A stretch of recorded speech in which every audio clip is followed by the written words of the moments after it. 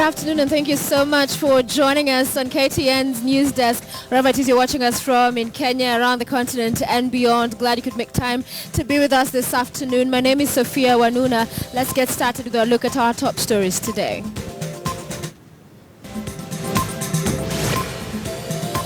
Details of the Kapenguria gunman emerge, but what really prompted him to kill his colleagues? Reforming IEBC, questions arise over the role of two separate parliamentary initiatives. And France attacked yet again. Over 100 people feared dead following a suspected attack.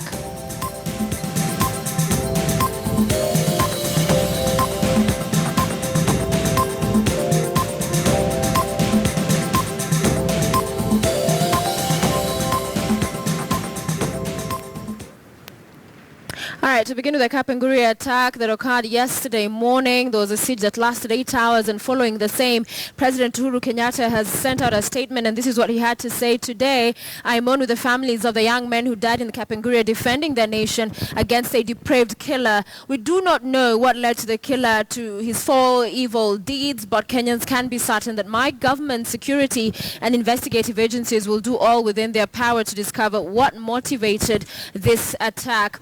I celebrate the lives of the young patriots who died defending the law and order we so often take for granted.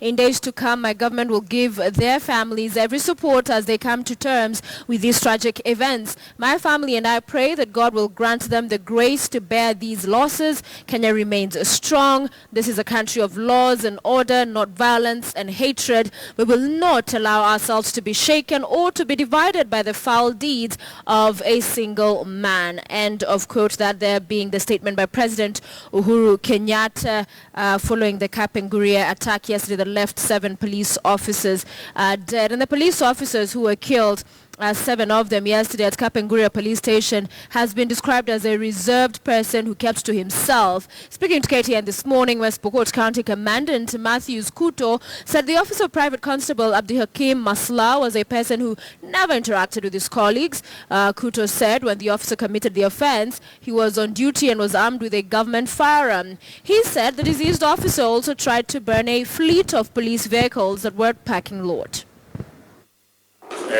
He told me he is among the officers who had tried to rush to the report office to find what was going on. And when he was approaching that area, he was shot at and he had to move away. And by that time, he had noticed the bodies of some officers lying down there at the report office area. So, in that case, because the councils were still being fired randomly, we need to run attacked. The National Assembly Majority Leader Aden Duale has rubbished claims that the Jubilee ruling coalition was quote-unquote buying members in a bid to weaken ahead of the 2017 general elections, that is to weaken CORD. Now, speaking at Tetu Primary School today during a tour of learning institutions in Garissa Town, Duale said Jubilee was not in the business of wooing members of the Coalition for Reforms and Democracy, as had been alleged by top leadership of the opposition coalition. The CORD core principal, Kalonzo Musyoka, is the latest to make such remarks, saying Jubilee was using unorthodox means to lure their members into joining the ruling coalition. So there are many Kenyans and leaders who are in the opposition and now who are seeing that the best place to go is Jubilee. So we are not paying anybody. Why? And let me ask you, it's an insult. It's insulting leaders. When you tell leaders you have been bought. Why is it that you want to put a price on leaders? When Ababu Numwamba refused to swear by the name of Mwai Kibaki in 2008, he was your darling. But when Ababu Numwamba says, no, you are not giving me my space. All right, I want to take you back to details on the Kapenguria attack. Our Elvis Kosgei is on that beat for us. He's in West Pokot County, Kapenguria police station where this attack occurred. Elvis, good afternoon to you. What have you been able to gather so far, especially in regard to this officer who committed this attack, the killings, and also the person who was seeking to rescue from the station? Thank you very much, Sophia. As we are speaking right now, Omar Okwaki, who is one of the... As you are speaking right now, Omar Okwaki, who was one of the officers in the entire saga, we have been told that he was arraigned earlier at Eldoret Law Courts, and we are yet to establish some of the charges that he's facing. But what we are able to gather since yesterday, that there was a great connection between Omar Okwaki and Abdi Hakim Masla, Sophia Anuna. All right, and what other information, Elvis, if at all, do we have on the person who was trying to rescue?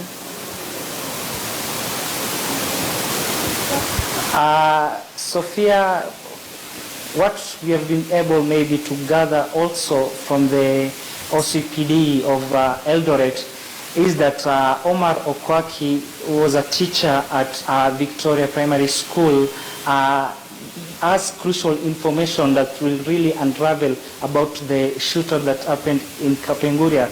Even as President Uhuru maybe condoles with the family and says that he does not know what prompted the shootout between the gunman and the police officers or the casualties, is that the OCPD of Eldoret really says that Omar Okwaki will really unravel what really happened, and will also unravel the connection between him and Abdi Hakim Masla, Sophia Anuna.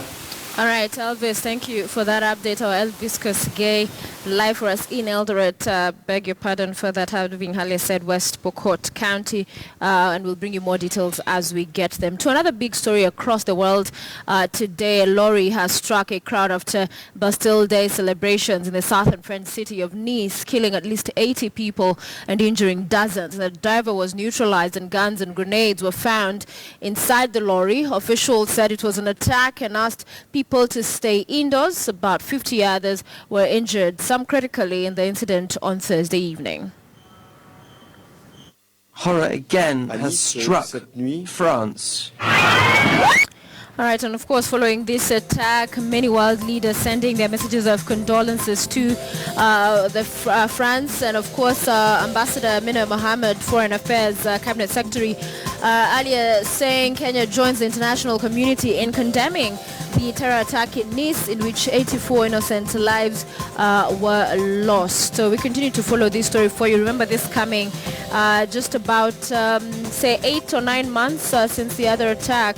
3 multiple targets were hit, about 120 people again were killed. So definitely a lot of terrorism activities we've been noticing, not only in France but also other parts of the country. A conversation, in fact, we were having last night on the last word. So definitely one we'll continue to stay on top of as we get more details. Stay with us. The news desk continues after this break.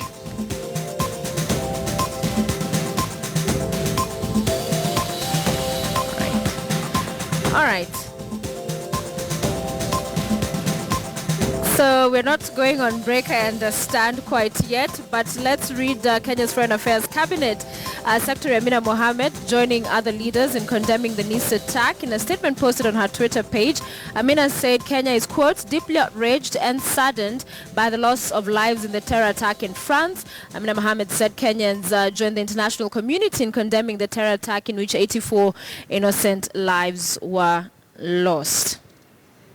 All right, you are watching Newsdesk here on KTN News. Thank you so much for staying with us. We're taking a break. We have more news coming up, including what's happening in the world of sports. Please stay with us.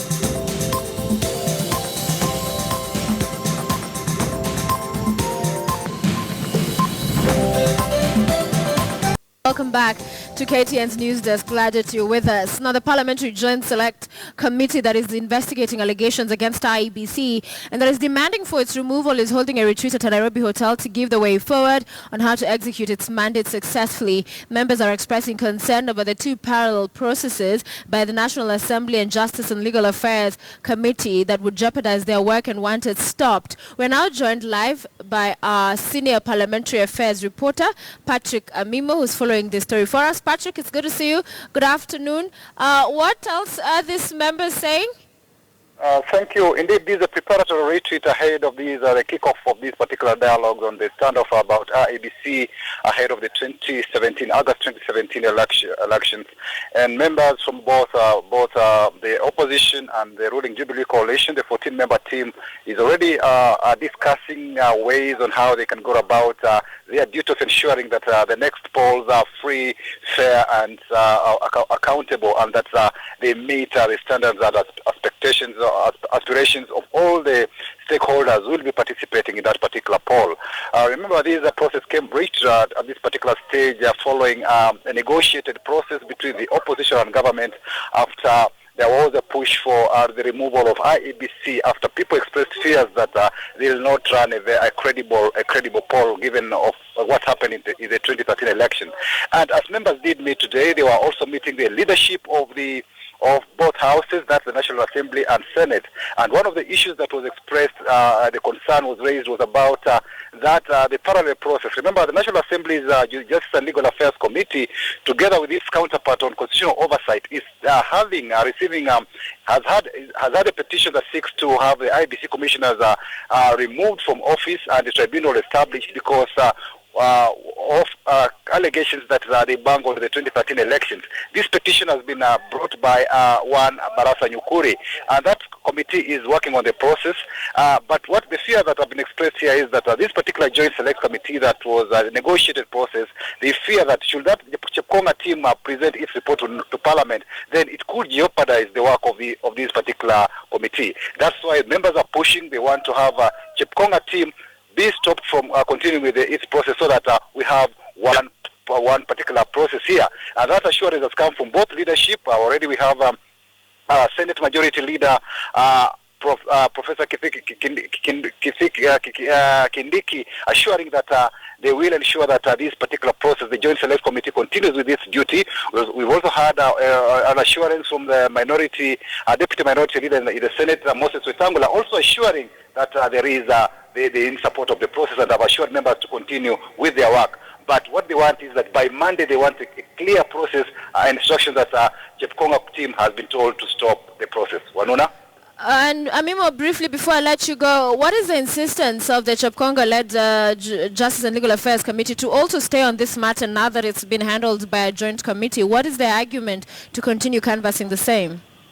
Indeed, the Chepkonga team, it's not that it's the entire membership of the team that is against these select committees. A few elements, a few members who say that the National Assembly's Oversight Committee, that is the Justice and Legal Affairs Committee, is the committee mandated to oversight the Electoral Commission. But then this matter is a matter that is also touching on counties, and that's why the negotiated process, I think members feel that should be given prominence, because it's involving both members of Parliament from the National Assembly and the Senate. So it is a process that will take on board.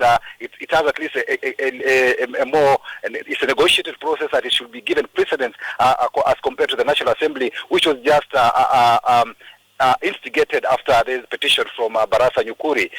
That's why they are pushing to have it to have the select committee take over the process. But the Chepkonga team feels that they are the ones who should take the initiative and present their report to Parliament. But all these has also to do with the supremacy battles between the Senate and the National Assembly, where some people, some members in the National Assembly feel that it is a superior house compared to the Senate. But those fears, members here are agreed that they need to be ironed out so that this select committee takes precedence, and maybe by next week, starting maybe Tuesday, they are the only ones mandated to carry the process to conclusion by mid-August. All right, thank you very much, Patrick Amimo, for us on that story concerning IEBC reforms reporting following that meeting by the Joint Select Committee. In business news, incumbent Kiprono Kitoni has been re-elected chair of the Kenya National Chamber of Commerce and Industry for a new 3-year term. The hotly contested election saw Kiprono face off determined opposition from Sharif Ahmed, who had mounted a spirited campaign to unseat him.